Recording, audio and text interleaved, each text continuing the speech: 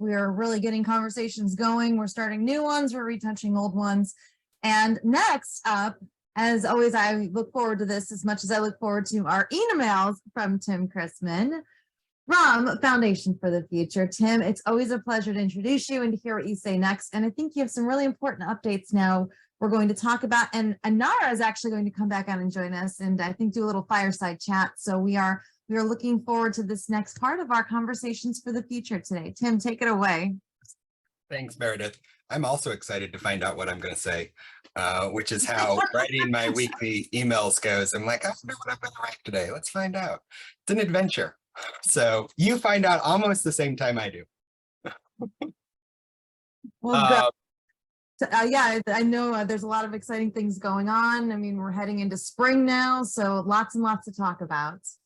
Yeah, no, it's true. And I wanted to, hit on a couple things before we get going that Namrata was saying about, first off, the STEM workers and that being sort of the stereotype around space jobs that, hey, you need to be a rocket scientist. We've got plenty of those. We've got tons of those. Namrata is one of the only people talking about the geopolitics of space right now.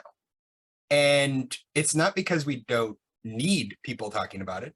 It's because she is interested in it. She has the skill to talk about it and the background and is just doing it. And that's what we need more of, is people who have an interest, have experience related to things that touch space, to just start. And I think you'll find that there is a real appetite, especially around content creation and thought leadership, to be talking about these things. Namrata is an expert in her own right and has earned that. And she did that over years. We need more people like that in different topics. So jump in, ideally feet first. And there was one other thing. Somebody asked the question about the Japanese legislation and, doesn't that undermine free and fair space? And I wanted to make sure we don't, when we're talking about, development of space, equitable development, this like what it looks like for humanity to go into space, it's easy to fall into the trap of, oh, well, there won't be companies doing this. And so free and fair doesn't necessarily mean no commerce. It means everybody has an equal chance to play. And so I want to make sure when we're talking about that, we keep that in mind, that like there are going to be companies in there. We need to make sure we're not beholden to only one, just like we need to make sure we're not beholden to China. But yeah, so there we go. I'm off my soapbox and pre-planned things to say. I love your soapbox though. You talk about making space boring. It's one of my favorite things that you say, because I think we've kind of written ourselves into a corner in some ways. When you look at the genesis of the space movement and the way that it arose in America, there's a saying that Frank Herbert has: every revolution carries within it the seeds of its own destruction. Yeah. And we see that we created DARPA and NASA as part of our national defense plan, and we made astronauts larger than life, and we made space unattainable to the average person. And so it was glorious and people worshiped it and they went and had barbecues together and watched launches, but they didn't feel like they could play the game. So now when we're trying to wedge the A into STEM, people are like, let's call it STEAM. Let's make sure the artists can come there. I'm like, well, let's make sure the plumbers can get in too. Yep. Really, we need messaging that Foundation for the Future is putting out there, this workforce message of anything you can do here, we're going to be doing it in space relatively soon. That's been a struggle, right? To get that message out. Oh, yeah. No, and it really is. It's strange that there's really one of two reactions when we're on Capitol Hill talking about space. The first one is, cool, this sounds like a great idea, but like come back in 100 years when this is real. Yeah. And just over the past year, I've been in meetings a handful of times where the discussion came up around moving people from one point on the Earth to another point on the Earth in a matter of hours at a price that was reasonable for most middle class people in the West. So, you know, not regularly, but think like once in a lifetime trip cost. So $20 to $40,000 tickets. And the sentiment was always the same, like, that's literally impossible. Like the physics do not allow for this to happen. And, you know, during these conversations, I will pull up, what is SpaceX doing with Starship? And when one of those conversations was happening, the Starship, the last booster that they were doing the wet test on, was being fueled. And I'm like, this is like a New York Times and Wright brothers situation where the day before the Wright brothers fly, New York Times runs a story saying, man will fly sometime in the next 1,000 years, but probably not towards the end of that. And like, that's what's happening, is we're seeing 100 years from now in front of us. And that's happening. And so that's like one reaction, is like, whatever, it'll happen in a long time. And the other reaction is, cool, maybe this is more near term, but like, why does this matter to me? This doesn't, you know, this doesn't help any people in my district, in my state. This isn't as pressing as insert whatever hot button issue of the day. Balloons recently. Very hot topic right now, of course. All the cool kids want to shoot down balloons. Do you have the same problem I have? Everyone assumes I'm in some secret meeting about aliens every week, and they're like, is it UFOs? Is it aliens? Oh yeah. Oh yeah. Oh no, when the first balloon went down, I had a significant number of messages. What's the real story? And I'm like, I'm pretty sure you saw the real story. Pretty sure that's the real story. I don't have more info. Only we could get that kind of buzz on point-to-point flights from SpaceX on the globe. That'd be great. Oh yeah. And I think that, you know, as just in the same way that over the last 18 months or so, as more and more people go to, or have been going to space, it's been more normal to be like, oh, I'm going to, you know, a launch to watch people take off. It's no longer like, what, you're doing what? When Starship starts doing that and sending people to the moon later this year, early next, like, now all of a sudden, it's a lot more normal. Like, oh, wow, we just doubled the number of people who have flown by the moon in a single day. I think we're going to need a watershed moment. Like, yeah, I do enjoy like the zero-G flights and the suborbital flights, but to me, and this is all in all due respect to the people doing that amazing work, it feels like a trampoline, like a gimmick to me. And I think the public, while there is some buzz over someone went up for 4 minutes and floated and came back down, it isn't quite making space real for people. So it's going to take some moment where we plant some sort of facility on the moon, or we do something bigger than just these suborbital flights. What do you think it's going to take before people start prioritizing it in the general public in a bigger way? In the I guess the constituent thing, right? Get the constituents to make this relevant to the people above them. I think people are going to start really thinking space is becoming a thing when they see name brands in space, and not just like Tide sent a detergent to be tested on the space station, which, okay, cool, whatever. Astronauts need to do laundry too, they smell. But when Hilton actually opens their on-orbit hotel later this decade, like that, all of a sudden it's like, oh, I know Hilton, that's for real. Or when General Motors has a lunar rover that commercial passengers are driving around on the moon. Like, it's when things that we recognize here on the ground are also in space. And we can start to envision like, oh, I can actually put myself in that world. And start to see that, oh, this might actually be a legitimate thing. I do think it's going to, you know, be a little bit slower than internet 1990s, just because of the barrier to entry. For But sure. it's going to be pretty similar. I remember when people thought the internet was a fly-by-night thing, it would never catch on, and now we can't really imagine life without it. But again, you're right, it's a much bigger barrier to entry when it comes to skills, knowledge, money. When you're there at Capitol Hill and you're doing this work on the ground, what has been I guess the entry point that's worked the most with people who were, in that mindset of this is really far away or this isn't relevant to my constituents? What's the issue or the couple issues that really click for them? So what really works is bringing up a study NASA did, I guess it's three-ish years ago, showing the number of jobs that NASA supported in every state in the union. And we use that as a base to do an economic analysis of what the impact of certain legislation could be on jobs nationwide.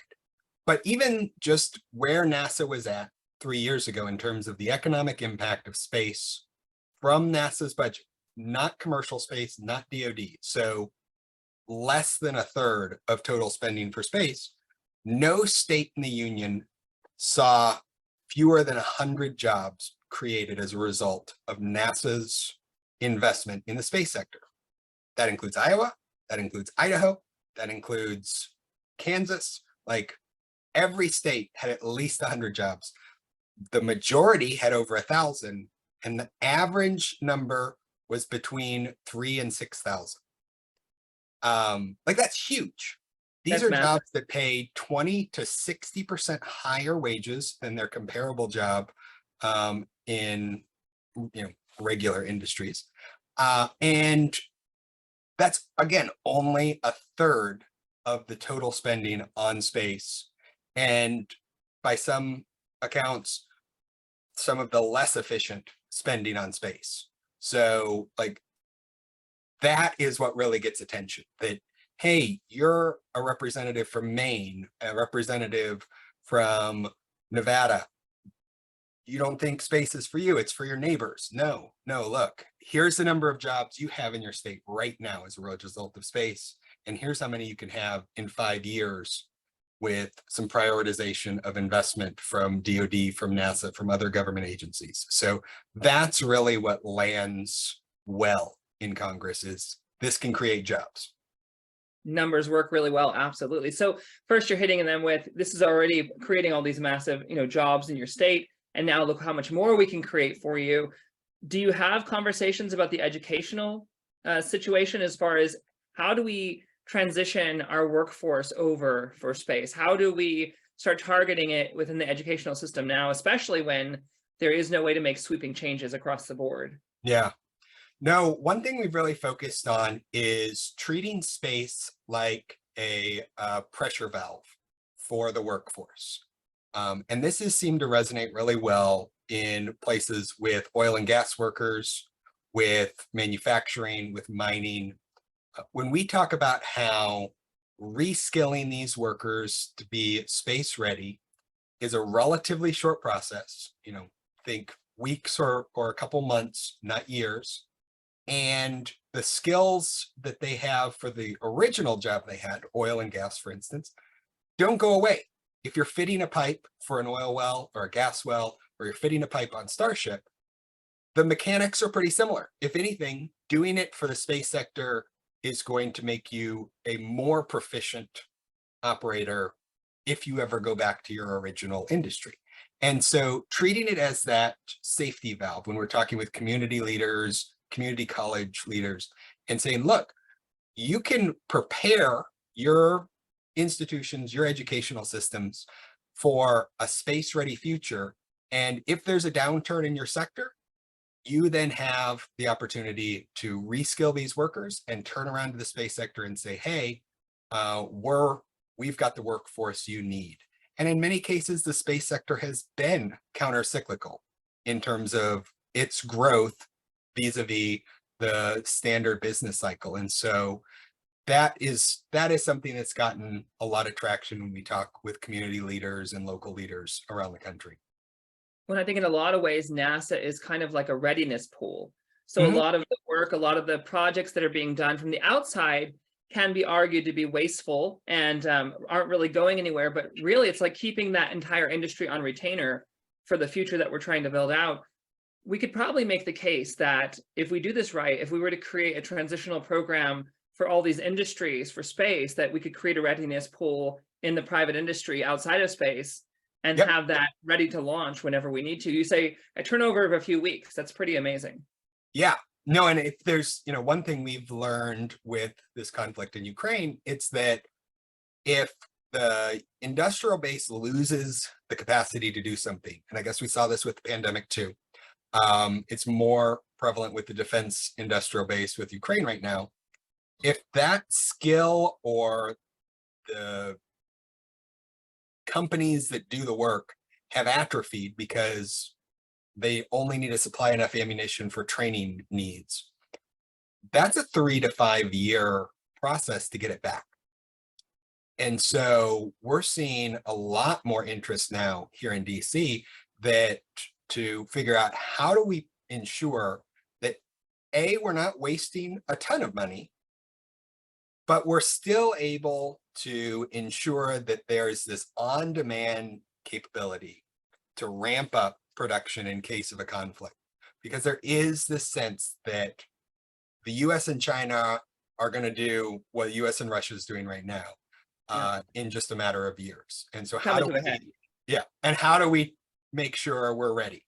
And again, this goes back to treating the space sector as that relief valve.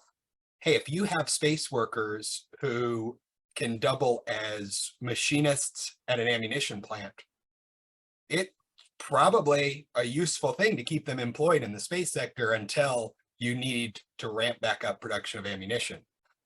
No point just buying tons of ammunition. You can keep these people ready to go, making rockets. Similar system. There's an explosion at the bottom, sending something up. So absolutely. So you mentioned COVID. One of the biggest things I think we learned from the COVID experience was that the supply chain is so vital and that we haven't done enough to secure that and keep it safe. Looking forward into space, I think we're going to run into another problem if we don't plan ahead for that critical supply chain that's going to be necessary. What can we do to prepare, to get that supply chain ready so that when we turn the key and the engine goes, we have what we need going out in front of us? Yeah, I think a lot is going to depend on how much can we do in space. A lot of the work that's being done for on-orbit manufacturing or in situ manufacturing on the moon or elsewhere gives us the opportunity to move that industrial capacity off-world. And depending on how far, that can then help ensure that we have a more secure industrial base, or at least more distributed.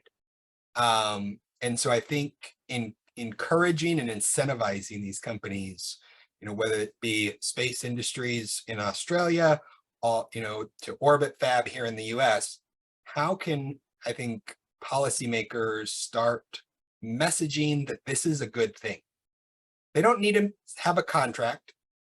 All that really needs to be said is in 2030, in 2028, we're interested in buying if you can have a capability in this orbit or, on the surface of the moon. That then signals to investors, there's a true market here, and the company's not playing around when they say that if they get there, there will be money. And that has come as a surprise to a lot of people we talk to in government, because a lot of the messaging that's come out over the preceding decades is space needs contracts to make sure everything's stable. And sure, everybody loves actual guaranteed money, but that's not the only way to incentivize growth. Absolutely. And, borrowing money or living on government contracts can really only go so far, honestly. Right. So we have Mike Mansky in the audience. If you don't mind, I'd love to bring him in for a minute because he's a master when it comes to the supply chain. Mike, you actually wrote a paper about supply chain and kind of predicted what we experienced during COVID. Is that right? That is correct. And that paper, actually, base for that was a conference I had attended back in 2006, where the topic of supply chain was discussed in reference to any type of system outage, be it everything from technology to the spread of the flu and SARS at the time, as well as political disruption. And the gentleman who was preaching the initial presentation was basically saying, hey, if we don't track this stuff and get some policies and procedures in place, it will fail. He was correct. COVID was an absolute lesson for everybody, because a lot of enterprises are still attempting to recover from that crisis today. And so it's just one of those things that we have to take it seriously. And I think that as we move off world, we've just got to be sure that we've got everything lined up and we're good to go, and we understand what the processes are and where the challenges are at, because if we don't, we're going to repeat this. There's a scenario that I've often used, which is you get a bunch of miners on the moon, and if they run out of Oreo cookies or coffee, they're not going to be very happy. Okay. And yeah, no coffee on the moon is no peace. Yeah, exactly. And the thing is that the systems and the processes that are in place from a technology perspective, they exist, and they can be put to work to really make these things happen. But back to Tim's point, there's got to be a driver behind it. Somebody has got to stand up and say, this is how it's going to have to be, and everybody's just going to have to accept it, and not develop any workarounds or anything like that. It's just build on the systems that are there, and create the right foundation for what we're trying to do. Absolutely. I think one of the major issues is oftentimes, well, I'll just say it like this: space is hard. Before we even get to space itself, space is extremely hard. So many space companies arise and fall before the public even knows they exist, and it is a lot of grind. And so people are trying to keep their heads down and win their certain pocket of the world. They're trying to get their company going, and there's not a lot of room for looking at the bigger picture often. So I think one of the values that Foundation for the Future is bringing to the table is this ability to look at the long range view and that massive infrastructure that's going to be needed. When I look at China particularly, they have this certain advantage where they can plan 25 years in advance and they can go after that with continuity. But in the American system, the goods and bads mixing together, we often get disrupted every 2 to 4 years. So our space plan today could change in a year, and then we have to start over again. And there's all this inter-organizational competition. The public-private partnership, talk to me about that route, Tim, for Foundation for the Future, and how that can provide continuity. Yeah, no, I think that you're absolutely right that there's this seesaw, and seesaw is not even the fair term, because half the administrations don't seem to care about space at all, and the other half just kind of push it along. So maybe it's more of a swing than a seesaw in terms of tipping back and forth. But that is where I think public-private partnerships can really come into play and set up architectures where these partnerships, whether it's for workforce, manufacturing, commodities exchanges, investment, that no single one of them is dependent on government money. None of them are beholden to any single industry stakeholder, but they're able to benefit from both. That the government contracting vehicles that move through them, the government, the access to policymakers that the companies have, help smooth out a lot of this volatility. And if there's one thing that investors, well, not all of them, most investors dislike, that's volatility. Some of them like it, with their little AI automated trading tools, but whatever. Most of them don't like volatility. They want to smooth out those returns.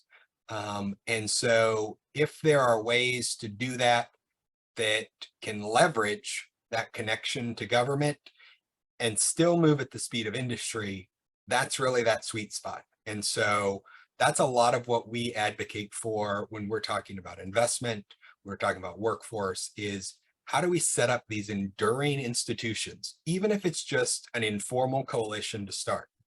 How do we set these up so that they can endure and work across party lines, state lines, international lines to really move this ball forward? And it's really about resiliency. So I'm looking at the private industry, and for a long time, I thought this is how we're going to do it. It doesn't matter who gets into office or what party's in power, where the polarization is happening. The private industry is going to, be motivated by the market and keep us moving and have a trajectory that makes sense. But then we see right now, Elon Musk is no longer the sweetheart on Capitol Hill. And in fact, he's kind of becoming persona non grata pretty quickly. So there isn't really that resiliency there on the private industry side. Can we build an organization that can create that coalition that could truly be insulated from those polarizations, from those destabilizations? Yeah, and I think the key is to insulate these organizations that we build from the partisan politics. And so one thing that's been done in the past is any appointments to run government organizations are offset from presidential cycles. And so, whether it's the postal commissioners, the FCC commissioners, FAA, a lot of these are set. So, even if it's every 4 years, it's halfway through a presidential administration that the appointment's made. So that's one way. So to sort of give that balance of both sides.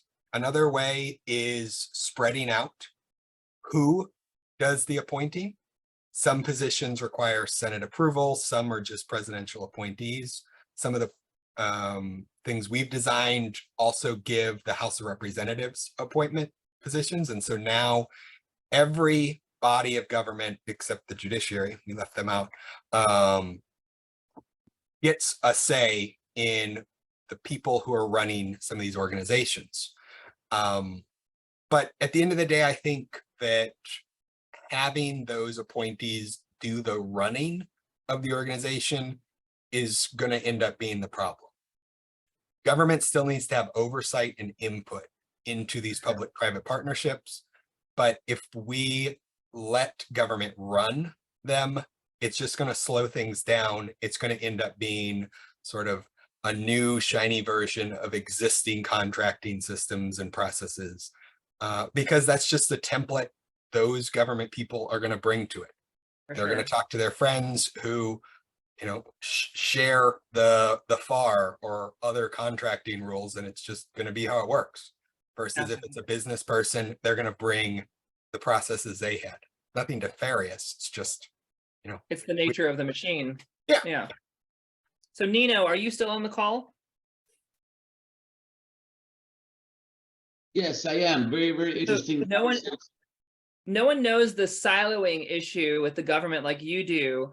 Talk to me. What is your perspective on this? How can we help build out continuity for our vision in space, going forward? What are some things we could bring to the table?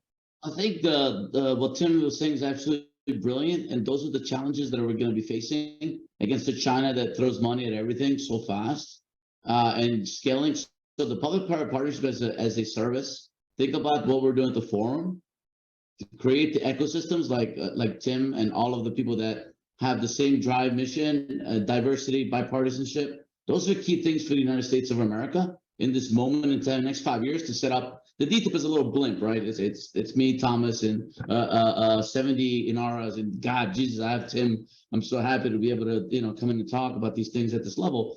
But, being there and having the impact on doing it, if a small guy like me can do it, imagine if we put everything together like Tim just said. That's the key. If you have people driving it in a way where we have the Senate, we have the Senate, we have the legislation, and we turn it into a bipartisan machine, that's going to be our secret to advancing and really having these companies having avoiding the valley of death or being risk averse, being more risk averse towards space. Space is going to blow up everything. So blowing up everything in space, meaning it's going to drive so much more money into the economy that we have to put these mechanisms in place to work with the state, the locals, public-private partnership. I think this is the secret. So Tim, you are on point. Thank you for that. Yeah, 100%. So with the problems that you're having on Capitol Hill trying to educate, and it sounds like you're having to educate them as you convince them to prioritize this future. Talk to me about how do we educate the public on this? How do we get not just the public, actually, let's look at the industry. There's a lot of people that know that space is going to be hot. There's a lot of talk right now. People are looking at leaving these traditionally successful industries like the automotive industry, the oil industry, and they see the writing on the wall. They know that this huge economy is being created and they want to be part of it, but they don't know how to do it. What can we do across the board? How can we create a system that will allow us to onboard them and give them what they need to be successful in transitioning into space? Yeah, I think there's a model for this that the US military used when it was transitioning from a primarily a draft system where, it was a lottery of who served and who didn't, to an all volunteer force. And that was the creation of reserve components, the National Guard, the Army, Navy, Air Force, Marine Corps reserves. Those were put in place not just to have added capacity for, added bodies in case of wartime, but it was to connect the military to the public. No longer were people who served in the military only military all day, every day. Now, 1 weekend a month, 2 weeks a year, they were military. And the rest of the time, they had regular jobs like everybody else. And while that model's not a perfect analogy to what we could do with space, I think something like that is what we need. We need to encourage people to have side hustles in space. You are an automotive executive, great. Have fun, build great cars. You are a content creator making art, great, keep going. Come do a little bit with space. Moderate a panel, write a blog, come to conferences, and just get involved. There's no need to jump all the way in and make a full transition right away, but be a space reservist. Be there and start to learn about what it is that is really engaging you about space, because that's going to inform you on what it is that you can really start to add value. I cannot add value writing books. Namrata can. I'm not interested in it. I like talking. I like writing stuff. But once it gets over about 500 words, or if I need to know what I'm writing in advance, I'm not your guy. But that doesn't mean I shouldn't be talking about space or shouldn't be writing about it. It's letting my interests and proclivities sort of guide me to what works. And that, I think, is something that a lot of people end up feeling guilty about. That, oh, this is easy for me, like it should be hard. Maybe, but if it's easy for you, it probably means you're good at it. And it may be that most people aren't. Some things that I get told I'm good at, I'm like, I don't understand. This is just what I do. And people are like, no, it's like weird. I tease people all the time that, like, hey, if you want me to speak for something, give me 3 minutes notice. It's not a joke. I would like 3 minutes notice. I don't need more. And that's not bragging. It's because we're both going to find out along the way what I'm going to talk about. And I'm okay with that. Like, absolutely. I'm okay exploring and figuring out. Some people want to know what's going to happen ahead of time and be prepared. I come from the theater, so I've always loved improv best. Yeah. I would feel freest when it's like, here's a stage, here's a light, here's a bunch of people, do something, and it's like, okay, let's pull it out. I have this idea of the fantasy football model of investing, these private hedge funds that are happening. There's groups of people getting together and, maybe 5 or 6 or 7 people, and they end up buying a bank or something together, or they create a hedge fund. Could we incentivize those same sort of groups of people that have either been extremely successful and now are retired or semi-retired, or are extremely successful but want to do this weekend warrior version of space? Could we create these kind of investment circles where they're able to prioritize space on the weekends at a higher level? What would it take? You have some events coming up, right, this year for Foundation for the Future. Could we incentivize those sort of groups of people to play the game with us? Yeah, I think so. You know, there's groups like Spaced Ventures who are trying to democratize investing in space and create, whether it's a crowdfunding or a platform that allows high net worth individuals to casually invest. I say casually with air quotes because most investment rounds have very large minimum investments, like $250,000 and up. But if you can bundle, you know, 25 people at $10,000, that's a much more casual investment for a family office or an investment fund. And so lowering that threshold and creating these like casual investment vehicles, I think is a great way to do that. Another way, you know, you mentioned these events. We are either hosting, co-hosting, or helping contribute to bringing in speakers related to space at 4 in-person events this year. Well, 4 conference series. So the first is AIBC. So this is a emerging tech and innovation conference that happens 6 or 7 times around the world every year. The next one is in Dubai, March 13th through 16th. Then it goes to Brazil in June, Manila in July, Cyprus in September.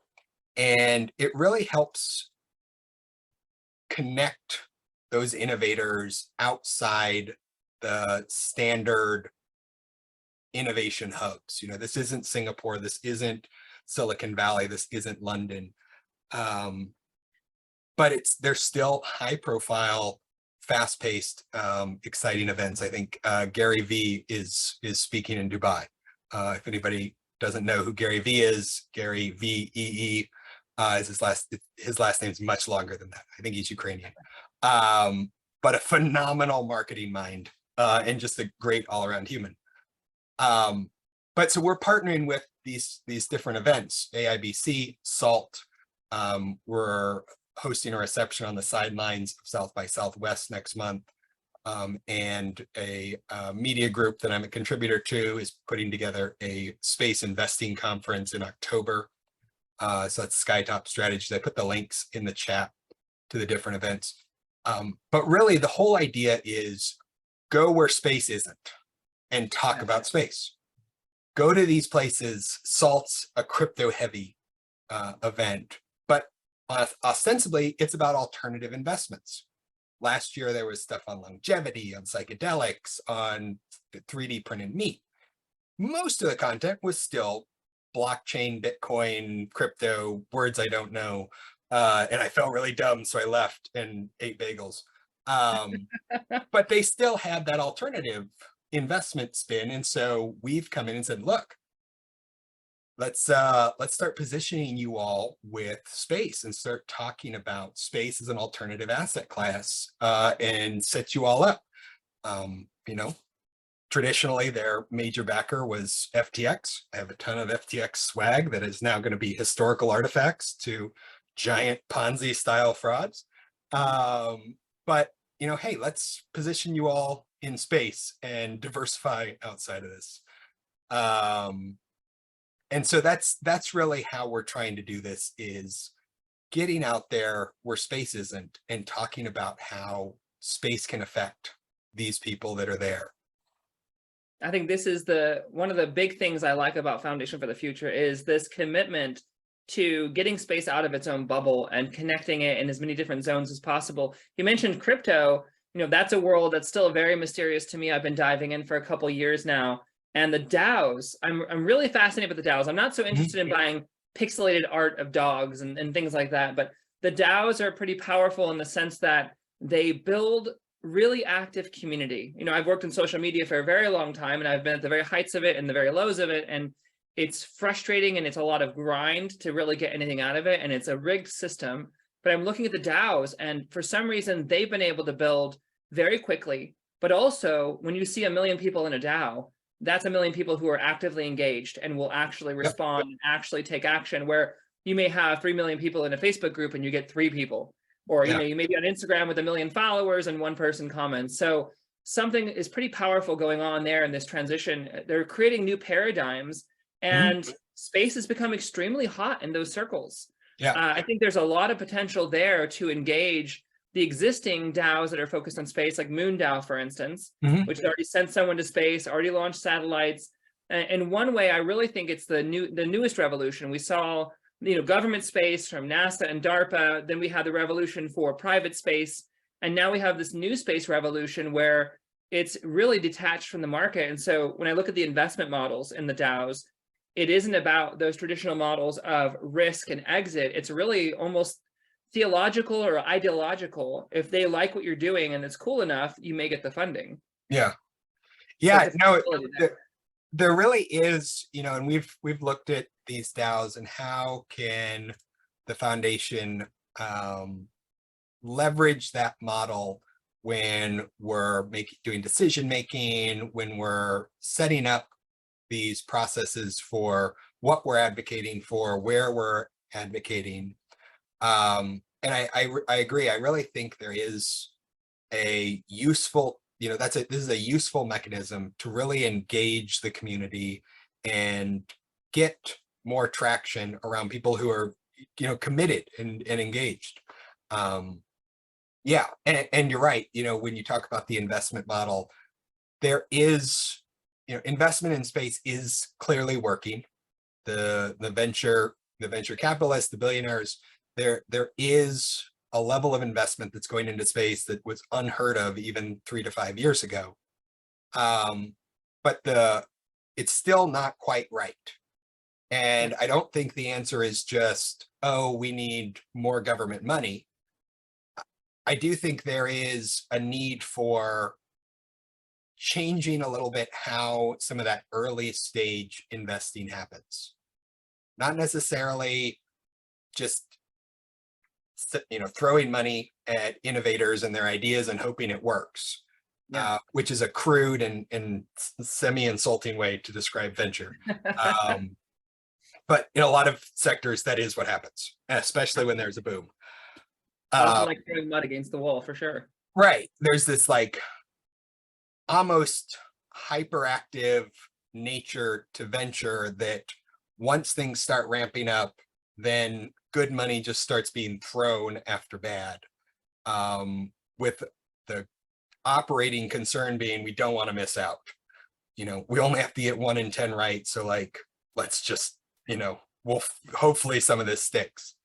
And so over the last year or so, I've been talking with a lot of people about how do we fix this? How do we not replace what's there? What's there is grown and evolved and is doing a lot of great things. And we're seeing that a number of these venture funds that have been successful with their early funds are, 10xing the size of the next fund, which is fantastic because that's what's needed. But there really needs to be something at the beginning of that funnel of how do we start just software style iterating on ideas and just churning these things out that in a way that's supported, in a way that's got the expertise around the business processes, because a lot of these innovators have great ideas, but they don't, they're lucky to find a checkbook most days. Yeah. It's not an indictment. They're making, warp drives and, fuelless propulsion. Like, continue. We'll find somebody to find your checkbook. Like, don't worry about that. You're wasting your time, honestly. And so there's a handful of people that I'm working with right now to stand up an organization to help start that flywheel at the beginning.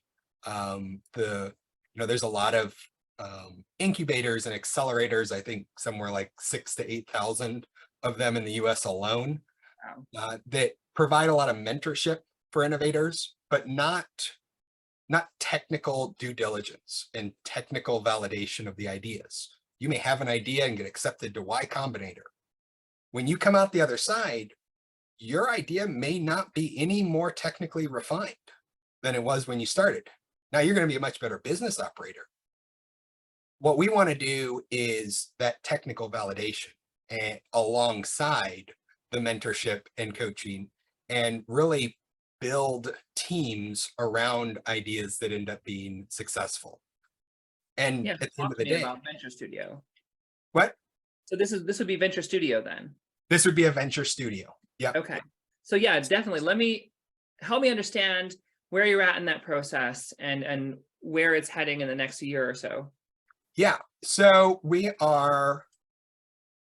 in the process of standing this up and negotiating with a handful of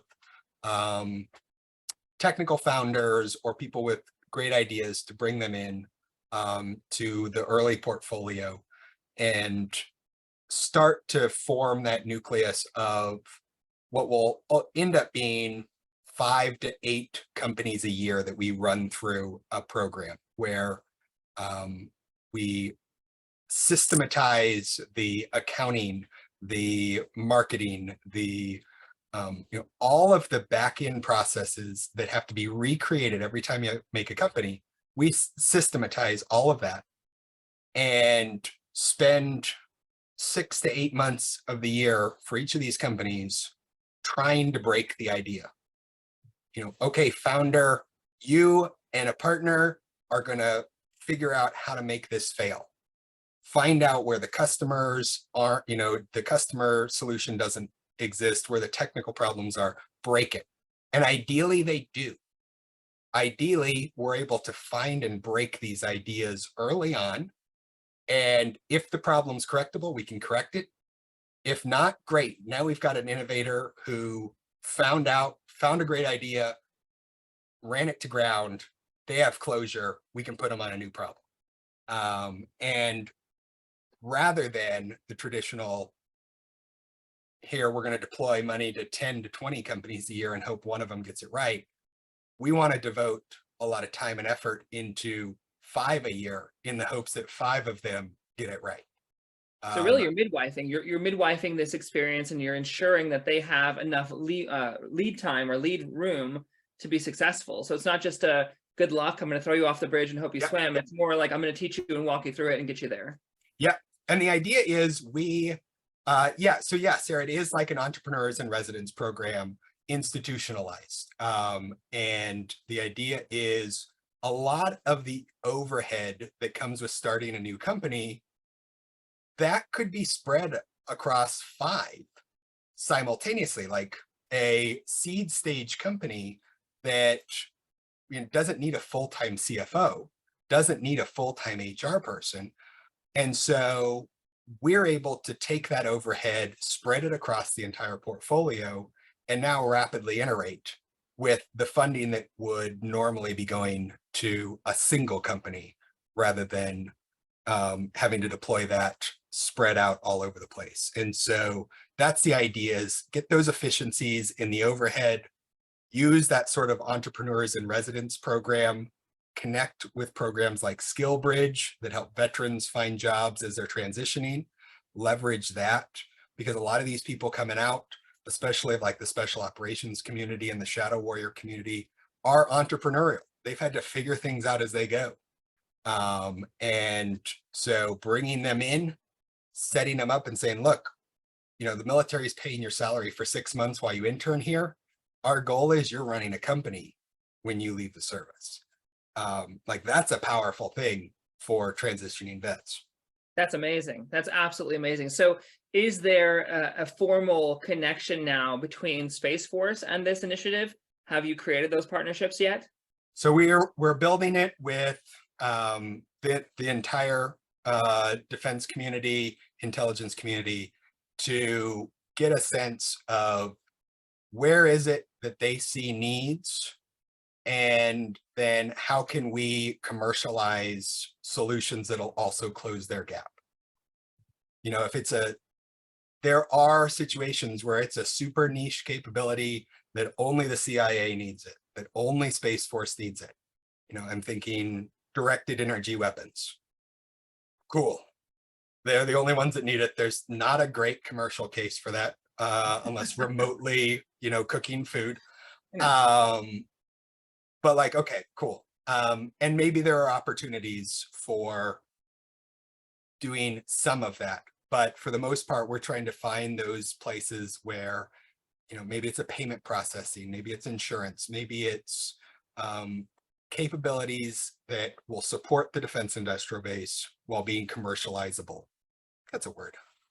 Yeah, I mean, there's a lot of things that you can't do in uniform that Right. this would build assets out. So you're building assets out that these different services could tap into and have at the ready, and they're going to make a huge profit. This is brilliant. I have to say, this is absolutely brilliant.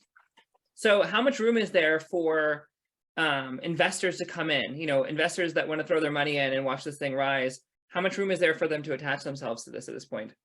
Oh, tons. We're sketching out our initial raise right now.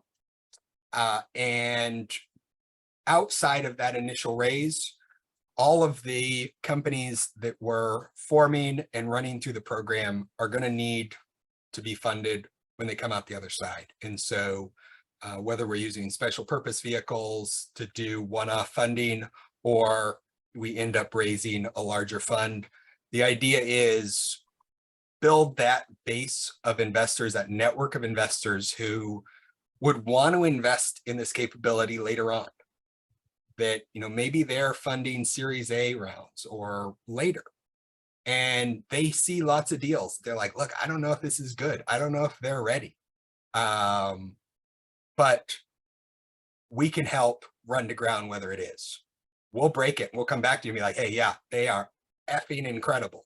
And because you partnered with us, now there's no fee for you to make the investment. And building that sort of connection where everybody wins. They're sending deals to us, we're sending deals to them.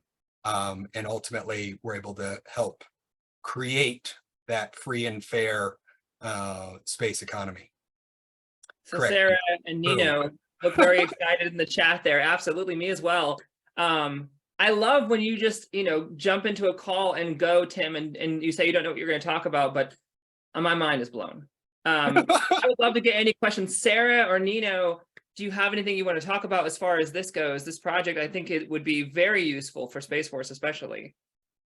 Well, for everything that we're doing, thank you for having me on again, Tim. Tim, everything that you're saying is perfectly correct. So bridging the capability gaps, right? So tying in the money to that, that's so when we do the scouting assess, identifying the technologies, I got 4 or 5 revolutionary ones that are like, yes, we kind of like did it. They're about to do it, right? Well, here we go. So this is the partnership. So here you go, Tim. Here's Nanotics. They're shifting. Their paradigm shifting with their nanobots, right? Changing medicine as we know it. Fuel propulsion technology. If we get it right, it's about building what you said. Yep. It's about building a team around those folks and giving them an opportunity for dual use. That'll be even better. Exactly. Instead of just the government. Over Exactly. to you. Mm-hmm.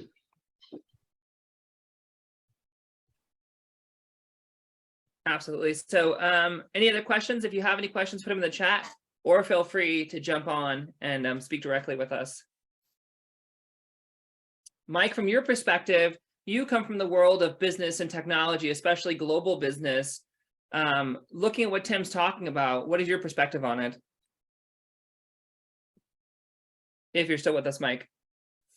Oh, I'm still here.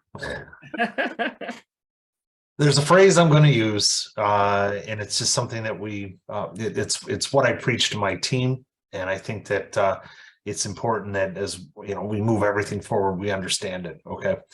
One of the mistakes that people make in business is they assume similarity in thinking and in culture. And that goes for relationships that you're working in globally, no matter, you know, where the country's at. A lot of people make the mistake of assuming that everybody's following the same thought processes and values and so forth that we do. Okay. And just having direct experience with that, you have to be aware of that, conscious, and make sure that you have the right mechanisms in place to communicate appropriately. And then the second thing, though, is businesses, period, have that same issue. You cannot ever believe that the guys making coffee cups at one end of the block, that their business culture is the same as the guys making mouse pads at the other end of the block.